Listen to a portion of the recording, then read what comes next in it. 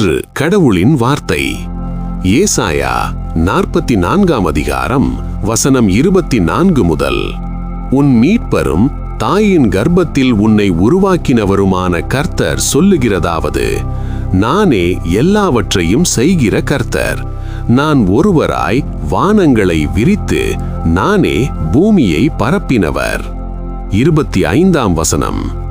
நான் கட்டுக்கதைக்காரரின் குறிகளை அபத்தமாக்கி குறி சொல்லுகிறவர்களை நிர்மூடராக்கி ஞானிகளை வெட்கப்படுத்தி அவர்கள் அறிவை பைத்தியமாக பண்ணுகிறவர். 26 வசனம். நான் என் ஊழியக்காரரின் வார்த்தையை நிலைப்படுத்தி என் ஸ்தானாபதிகளின் ஆலோசனையை நிறைவேற்றி குடியேறுவாய் என்று எருசலேமுக்கும் கட்டப்படுவீர்கள் என்று யூதாவின் பட்டணங்களுக்கும் சொல்லி அவைகளின் பாழான ஸ்தலங்களை எடுப்பிப்பவர். 27 வசனம். நான் ஆழத்தை நோக்கி வற்றிப்போ என்றும் உன் நதிகளை வெட்டாந்தரையாக்குவேன் என்றும் சொல்லுகிறவர். 28 வசனம்.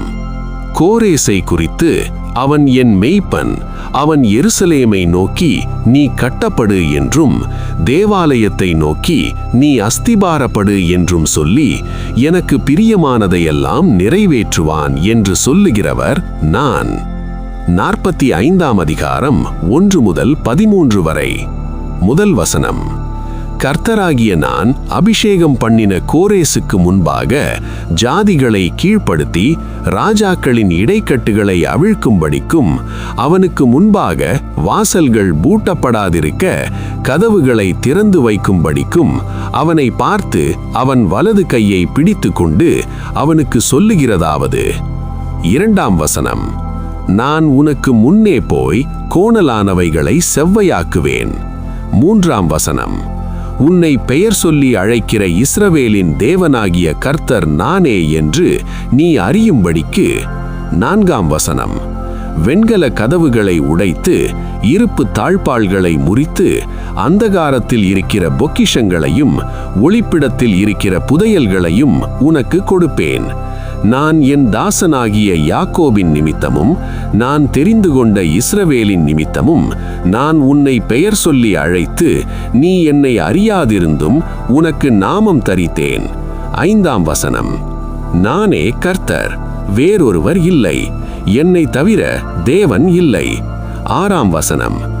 என்னை தவிர ஒருவரும் இல்லை என்று சூரியன் உதிக்கிற திசையிலும் அது அஸ்தமிக்கிற திசையிலும் அறியப்படும்படிக்கு நீ என்னை அறியாதிருந்தும் நான் உனக்கு இடைக்கட்டு கட்டினேன். நானே கர்த்தர், வேறொருவர் இல்லை. 7 வசனம். ஒளியை படைத்து இருளையும் உண்டாக்கினேன், சமாதானத்தை படைத்து தீங்கையும் உண்டாக்குகிறவர் நானே. கர்த்தராகிய நானே இவைகளையெல்லாம் செய்கிறவர். 8 வசனம். வானங்களே உயர இருந்து சொரியுங்கள், ஆகாய மண்டலங்கள் நீதியை பொழிய கடவது. பூமி திறவுண்டு இரட்சிப்பின் கனியை தந்து நீதியும் கூட விளைவதாக. கர்த்தராகிய நான் இவைகளை உண்டாக்குகிறேன். 9 வசனம். மண்ணோடுகளுக்கொத்த ஓடாயிருந்தும் தன்னை உருவாக்கினவரோடே வழக்காடுகிறவனுக்கு ஐயோ. களிமண் தன்னை உருவாக்கினவனை நோக்கி என்ன செய்கிறாய் என்று சொல்லத்தகுமோ? உன் கிரியையானது அவருக்கு கைகள் இல்லை என்று சொல்லலாமோ? 10 வசனம். தகப்பனை நோக்கி ஏன் ஜெனிப்பித்தாய் என்றும் தாயை நோக்கி ஏன் பெற்றாய் என்று சொல்லுகிறவனுக்கு ஐயோ. 11 வசனம். இஸ்ரவேலின் பரிசுத்தரும் அவனை உருவாக்கினவரும் ஆகிய கர்த்தர் சொல்லுகிறதாவது, வரும் காரியங்களை என்னிடத்தில் கேளுங்கள், என் பிள்ளைகளை குறித்தும் என் கரங்களின் கிரியைகளை குறித்தும் எனக்கு கட்டளையிடுங்கள். 12 வசனம். நான் பூமியை உண்டு பண்ணி நானே அதன் மேல் இருக்கிற மனுஷனை சிருஷ்டித்தேன். என் கரங்கள் வானங்களை விரித்து அவைகளின் சர்வ சேனையையும் நான் கட்டளையிட்டேன். 13 வசனம்.